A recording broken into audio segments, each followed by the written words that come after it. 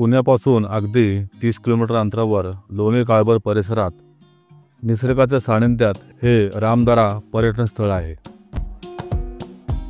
शहरांमधील कॉन्क्रीटच्या जंगलात घुसमटलेला श्वास मोकळा करण्यासाठी वीकेंडला वर्दळीपासून दूर जाण्याची निकड अनेकांना भासते।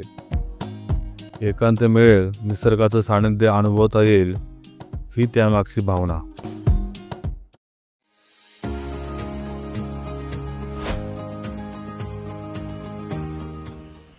आतमध्ये प्रवेश करताच प्रशस्त पार्किंगची सोय आहे। 2 व्हीलरसाठी 20 रुपये आणि 4 व्हीलरसाठी 50 रुपये आकारले जातात। तुमच्याकडे व्हेकल नसेल तर हडपसर ते रामदरा 184 नंबर अशी पब्लिक ट्रान्सपोर्टची या ठिकाणी सोय आहे।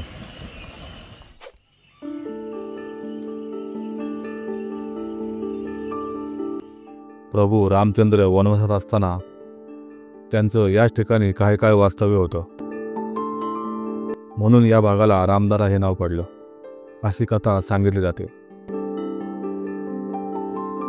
एका तळ्याच्या मधोमध रामदऱ्याचं मंदिर आहे।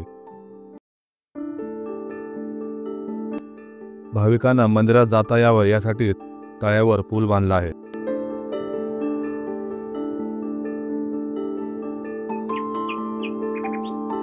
वृक्षवल्ली आम्हा सोयरे वनचरी याप्रमाणे प्रत्यक्ष मंदिर आणि तलावाचा परिसर विविध वृक्षांनी बहरून गेला आहे। मंदिर परिसरातील घनदाट वृक्षराजीमुळे विविध प्रजातींच्या पक्ष्यांचाही इथं राबता असतो।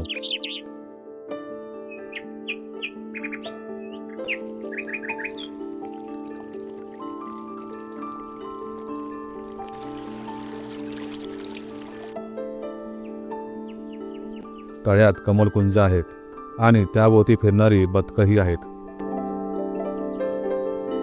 झाडांच्या वेड्यावाकड्या फांद्यामुळे या ठिकाणी झाडांना वेगळाच आकार प्राप्त झाला आहे। या ठिकाणी काही सूचना फलक आहेत, त्याचे पालन करणे आवश्यक आहे। या मंदिराची उभारणी प्राचीन काळी झाल्याचं सांगितलं जातं। शिवकाळात आणि नंतर पेशवाईत या मंदिराची डागडुजी झाली। त्यानंतर थेट सन 1970 मध्ये मंदिराचा कायापालट करण्यात आला। हे मूळचं महादेवाचं मंदिर असून येथील नंदीची मूर्ती सर्वांचे लक्ष वेधून घेते।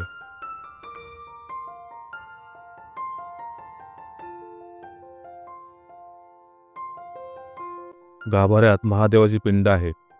मंदिर सुशोभीकरणानंतर गाभाऱ्यात राम, लक्ष्मण आणि सीता तसंच श्री दत्तगुरूंच्या मूर्तीची प्रतिष्ठापना करण्यात आली।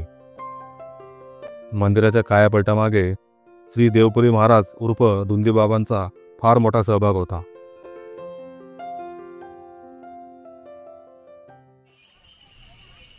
या ठिकाणी स्थानिकांतर्फे चालवण्यात येणाऱ्या उपगृहात चांगले आणि रुचकर पदार्थ मिळतात। सकाळी 8 ते सायंकाळी 5 पर्यंत हा परिसर आपण पाहू शकता। निसर्गामुळे आपल्याला सौंदर्य, शांतता आणि आनंद मिळतो। निसर्गाचे जतन करणे खूपच महत्त्वाचे आहे, कारण ते आपल्या जीवनाचा एक अविभाज्य भाग आहे। हे मात्र कधीही विसरून चालणार नाही। त्यामुळे हाच लाख मोलाचा संदेश घेऊनच आम्ही इथून बाहेर पडलो। धन्यवाद।